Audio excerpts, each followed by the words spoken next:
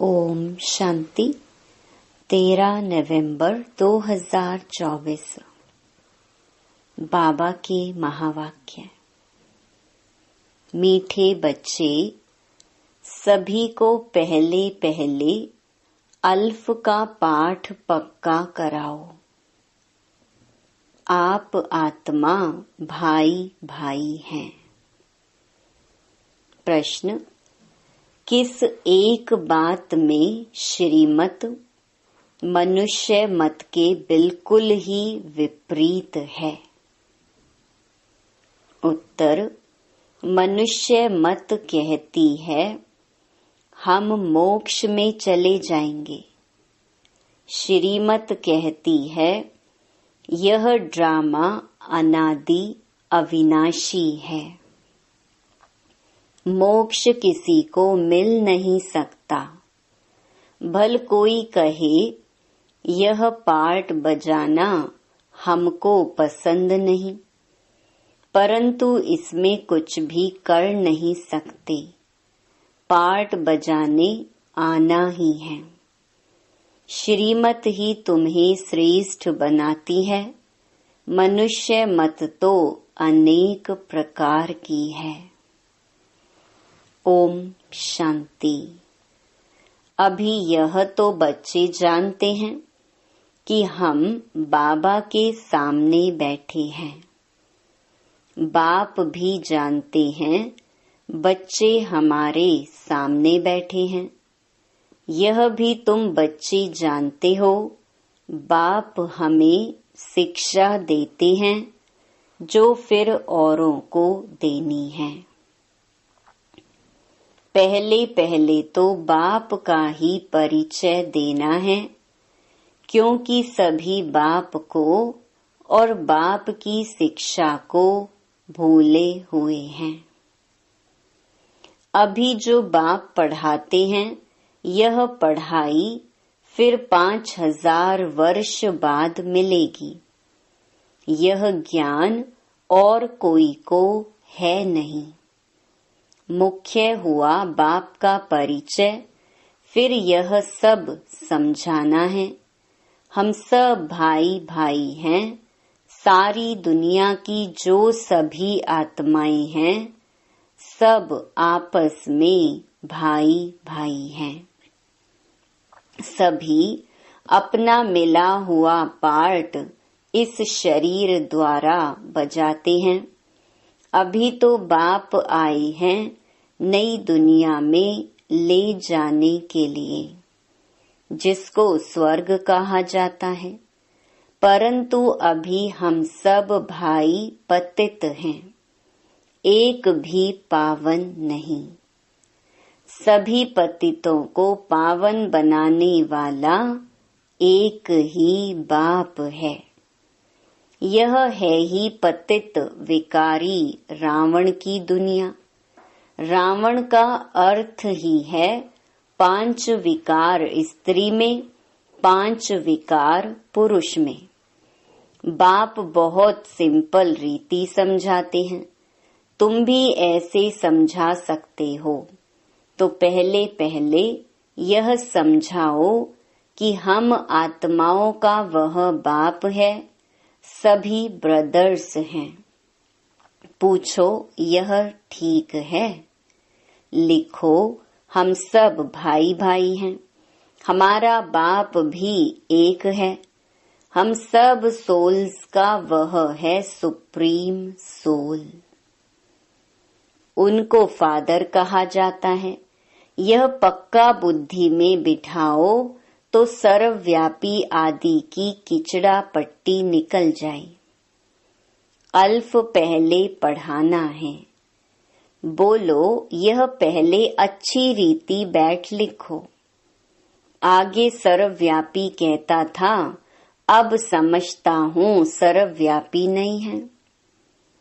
हम सब भाई भाई हैं। सब आत्माएं कहती हैं गॉड फादर, परम पिता परमात्मा अल्लाह।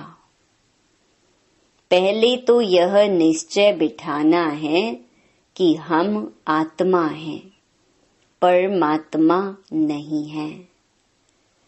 ना हमारे में परमात्मा व्यापक है, सभी में आत्मा व्यापक है।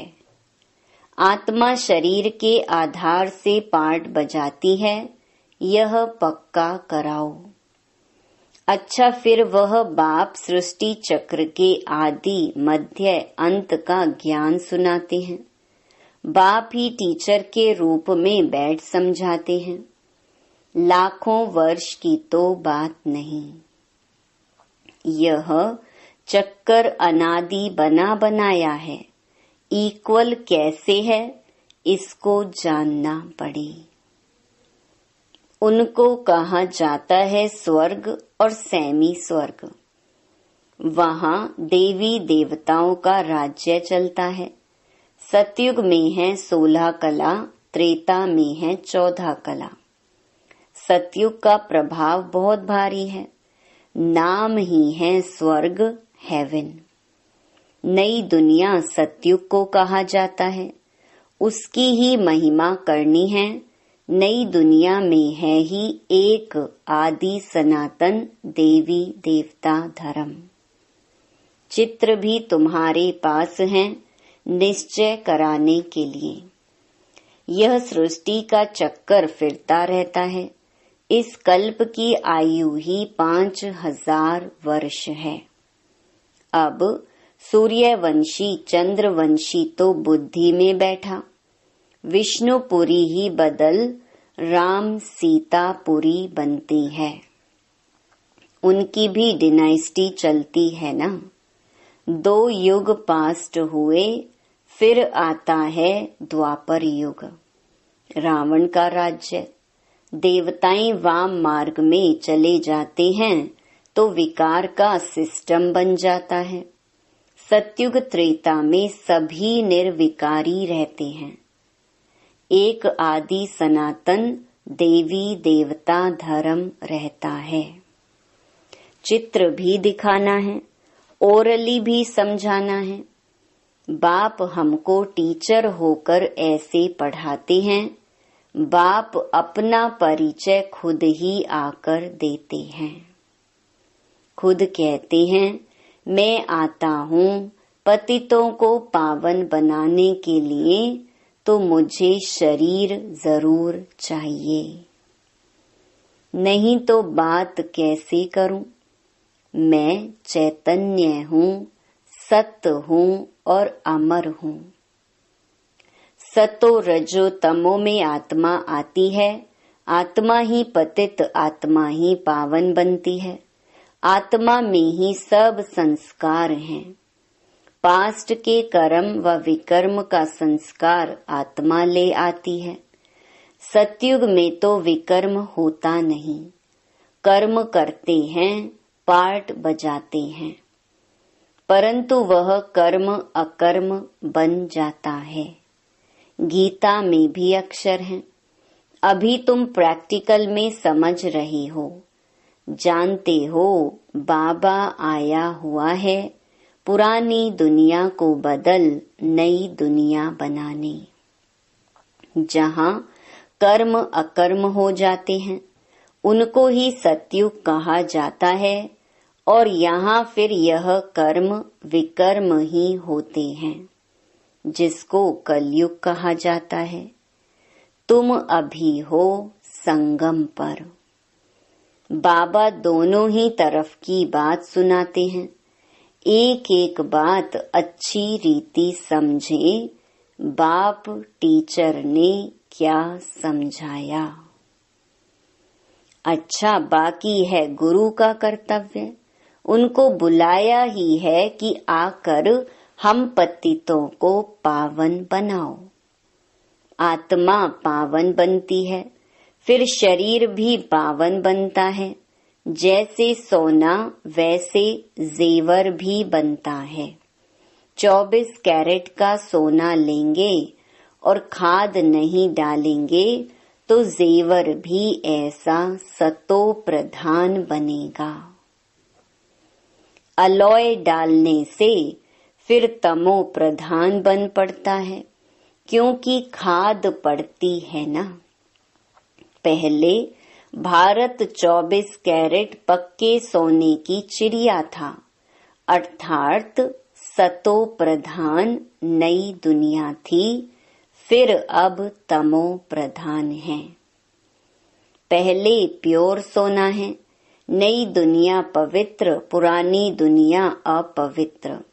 खाद पड़ती जाती है, यह बाप भी समझाते हैं और कोई मनुष्य गुरु लोग नहीं जानते। बुलाते हैं आकर पावन बनाओ। सतगुरु का काम है वानप्रस्थ अवस्था में मनुष्यों को गृहस्थ से किनारा कराना। तो यह सारी नॉलेज ड्रामा प्लान अनुसार बाप ही आकर देते हैं। वह है मनुष्य सृष्टि का बीज रूप। वही सारे वृक्ष की नॉलेज समझाते हैं। शिव बाबा का नाम सदैव शिव ही है। बाकी आत्माएं सब आती हैं पार्ट बजाने, तो भिन्न भिन्न नाम धराती हैं। बाप को बुलाते हैं परंतु उन्हें जानते नहीं। वह कैसे भाग्यशाली रथ में आते हैं तुमको पावन दुनिया में ले जाने। तो बाप समझाते हैं, मैं उनके तन में आता हूँ जो बहुत जन्मों के अंत में है। पूरा 84 जन्म लेते हैं। राजाओं का राजा बनाने के लिए इस भाग्यशाली रथ में प्रवेश करना होता है। पहले नंबर में है श्री कृष्ण, वह है नई दुनिया का मालिक। फिर वही नीचे उतरते हैं, सूर्यवंशी, चंद्रवंशी, फिर वैश्य शूद्रवंशी, फिर ब्रह्मा वंशी बनते हैं। गोल्डन से सिल्वर, फिर तुम आयरन से गोल्डन बन रहे हो। बाप कहते हैं, मुझ एक अपने बाप को याद करो जिसमें मैंने प्रवेश किया है। इनकी आत्मा में तो जरा भी यह नॉलेज नहीं थी। इनमें मैं प्रवेश करता हूँ, इसलिए इनको भाग्यशाली रथ कहा जाता है। खुद कहते हैं, मैं इनके बहुत जन्मों के अंत में आता हूँ। गीता में अक्षर एक्यूरेट है। गीता को ही सर्वशास्त्रमयी शिरोमणि कहा जाता है। इस संगम युग पर ही बाप आकर ब्राह्मण कुल और देवी देवता कुल की स्थापना करते हैं। औरों का तो सबको मालूम है ही, इनका कोई को पता नहीं है। बहुत जन्मों के अंत में अर्थात संगम युग पर ही बाप आते हैं। बाप कहते हैं, मैं बीज रूप हूँ। श्री कृष्ण तो है ही सतयुग का रहवासी, उनको दूसरी जगह तो कोई देख न सके। पुनर्जन्म में तो नाम रूप देश काल सब बदल जाता है। पहले छोटा बच्चा सुंदर होता है, फिर बड़ा होता है, फिर वह शरीर छोड़ दूसरा छोटा लेता है। बहुत जन्मों के अंत में अर्थात संगम युग पर ही बाप आते हैं। बाप कहते हैं, मैं बीज रूप हूँ। श्री कृष्ण तो है ही सतयुग का रहवासी, उनको दूसरी जगह तो कोई देख न सके। पुनर्जन्म में तो नाम रूप देश काल सब बदल जाता है। पहले छोटा बच्चा सुंदर होता है, फिर बड़ा होता है, फिर वह शरीर छोड़ दूसरा छोटा लेता है। यह बना बनाया खेल है। ड्रामा के अंदर फिक्स है। दूसरे शरीर में तो उनको श्री कृष्ण नहीं कहेंगे। उस दूसरे शरीर पर नाम आदि फिर दूसरा पड़ेगा। समय, फीचर्स, तिथि, तारीख आदि सब बदल जाता है। वर्ल्ड की हिस्ट्री, ज्योग्राफी हूबहू रिपीट कहा जाता है। तो यह ड्रामा रिपीट होता रहता है। सतो रजो तमो में आना ही है। सृष्टि का नाम, युग का नाम सब बदलते जाते हैं। अभी यह है संगम युग। मैं आता ही हूँ संगम पर, यह हमको अंदर में पक्का करना है। बाप हमारा बाप टीचर गुरु है, जो फिर सतो प्रधान बनने की युक्ति बहुत अच्छी बताते हैं। गीता में भी है, देह सहित देह के सब धर्म छोड़ अपने को आत्मा समझो। वापिस अपने घर जरूर जाना है।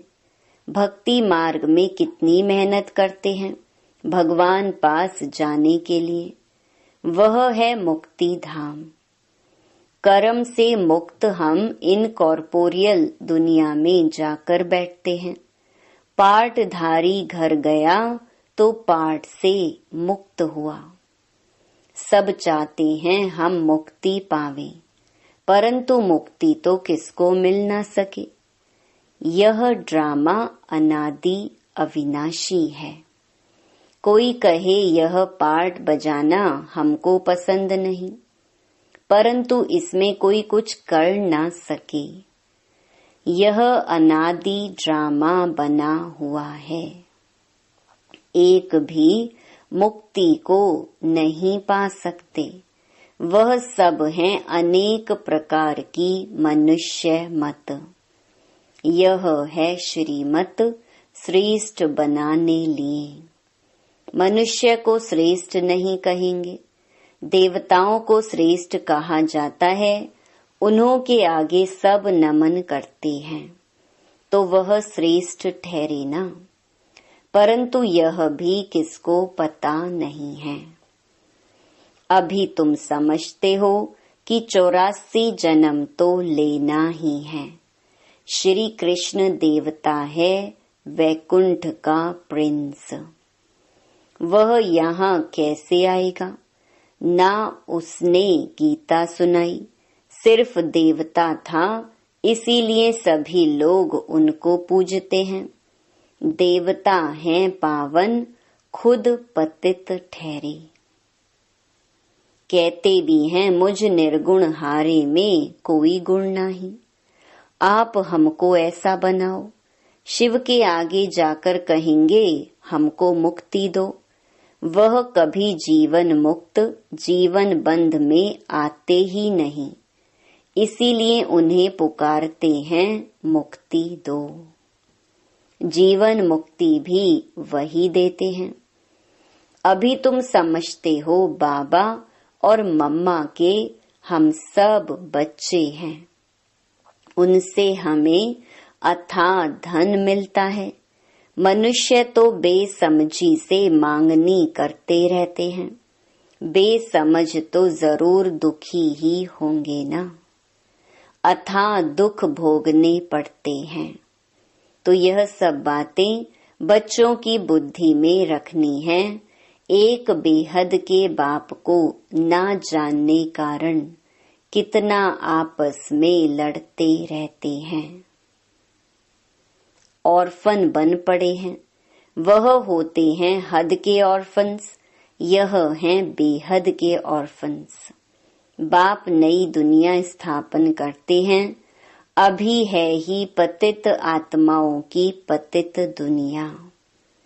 पावन दुनिया सतयुग को कहा जाता है, पुरानी दुनिया कलयुग को। तो बुद्धि में यह सब बातें हैं ना। पुरानी दुनिया का विनाश हो जाएगा, फिर नई दुनिया में ट्रांसफर हो जाएंगे। अभी हम टेम्परेरी संगम युग पर खड़े हैं। पुरानी दुनिया से नई बन रही है। नई दुनिया का भी पता है। तुम्हारी बुद्धि अब नई दुनिया में जानी चाहिए। उठते बैठते यही बुद्धि में रहे कि हम पढ़ाई पढ़ रहे हैं। बाप हमको पढ़ाते हैं, स्टूडेंट को यह याद रहना चाहिए, फिर भी वह याद नंबरवार पुरुषार्थ अनुसार रहती है। बाप भी नंबरवार पुरुषार्थ अनुसार याद प्यार देते हैं। अच्छा पढ़ने वाले को टीचर जरूर प्यार जास्ती करेंगे। कितना अंतर पड़ जाता है। अब बाप तो समझाते रहते हैं, बच्चों को धारणा करनी है। एक बाप के सिवाय और कोई तरफ बुद्धि ना जाए। बाप को याद नहीं करेंगे तो पाप कैसे कटेंगे। माया घड़ी घड़ी तुम्हारा बुद्धि योग तोड़ देगी। माया बहुत धोखा देती है। बाबा मिसाल देते हैं, भक्ति मार्ग में हम लक्ष्मी की बहुत पूजा करते थे। चित्र में देखा लक्ष्मी पांव दबा रही है तो उसे मुक्त करा दिया। उनकी याद में बैठते जब बुद्धि इधर उधर जाती थी तो अपने को थप्पड़ मारते थे। बुद्धि और तरफ क्यों जाती है। आखरीन विनाश भी देखा, स्थापना भी देखी। साक्षात्कार की आश पूरी हुई। समझा अब यह नई दुनिया आती है, हम यह बनेंगे। बाकी यह पुरानी दुनिया तो विनाश हो जाएगी। पक्का निश्चय हो गया। अपनी राजधानी का भी साक्षात्कार हुआ तो बाकी इस रावण के राज्य को क्या करेंगे। जबकि स्वर्ग की राजाई मिलती है, यह हुई ईश्वरीय बुद्धि। ईश्वर ने प्रवेश कर यह बुद्धि चलाई। ज्ञान कलश तो माताओं को मिलता है, तो माताओं को ही सब कुछ दे दिया। तुम कारोबार संभालो, सबको सिखलाओ। सिखलाते सिखलाते यहाँ तक आ गए। एक दो को सुनाते सुनाते देखो अब कितने हो गए हैं। आत्मा पवित्र होती जाती है, फिर आत्मा को शरीर भी पवित्र चाहिए। समझते भी हैं फिर भी माया भुला देती है। तुम कहते हो 7 रोज पढ़ो तो कहते हैं कल आएंगे। दूसरे दिन माया खलास कर देती है, आते ही नहीं। भगवान पढ़ाते हैं तो भगवान से नहीं आकर पढ़ते हैं। कहते भी हैं हाँ जरूर आएंगे, परंतु माया उड़ा देती है, रेगुलर होने नहीं देती है। जिन्होंने कल्प पहले पुरुषार्थ किया वह जरूर करेंगे और कोई हट्ठी है नहीं। तुम पुरुषार्थ बहुत करते हो, बड़े बड़े म्यूजियम बनाते हो। जिन्होंने कल्प पहले समझा है वही समझेंगे। विनाश होना है, स्थापना भी होती जाती है। आत्मा पढ़कर फर्स्ट क्लास शरीर लेगी। एम ऑब्जेक्ट यह है ना। यह याद क्यों नहीं पड़ना चाहिए।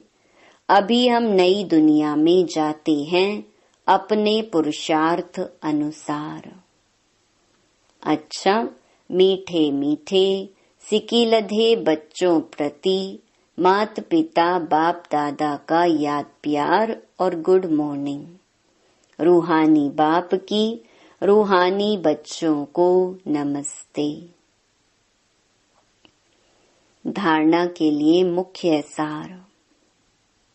पहला, बुद्धि में सदा याद रहे कि अभी हम थोड़े समय के लिए संगम युग में बैठे हैं। पुरानी दुनिया विनाश होगी तो हम नई दुनिया में ट्रांसफर हो जाएंगे। इसलिए इससे बुद्धि योग निकाल देना है। दूसरा, सभी आत्माओं को बाप का परिचय दे कर्म अकर्म विकर्म की गुह्य गति सुनानी है। पहले अल्फ का ही पाठ पक्का कराना है। वरदान, श्रेष्ठ प्राप्तियों के प्रत्यक्ष फल द्वारा सदा खुशहाल रहने वाले एवर हेल्दी भव। संगम युग पर अभी अभी किया और अभी अभी श्रेष्ठ प्राप्ति की अनुभूति हुई। यही है प्रत्यक्ष फल। सबसे श्रेष्ठ फल है समीपता का अनुभव होना। आजकल साकार दुनिया में कहते हैं कि फल खाओ तो तंदुरुस्त रहेंगे। हेल्दी रहने का साधन फल बताते हैं और आप बच्चे हर सेकंड प्रत्यक्ष फल खाते ही रहते हो, इसलिए एवर हेल्दी हो ही। यदि आपसे कोई पूछे कि आपका क्या हालचाल है, तो बोलो कि फरिश्तों की चाल है और खुशहाल है। स्लोगन, सर्व की दुआओं के खजाने से संपन्न बनो तो पुरुषार्थ में मेहनत नहीं करनी पड़ेगी। ओम शांति।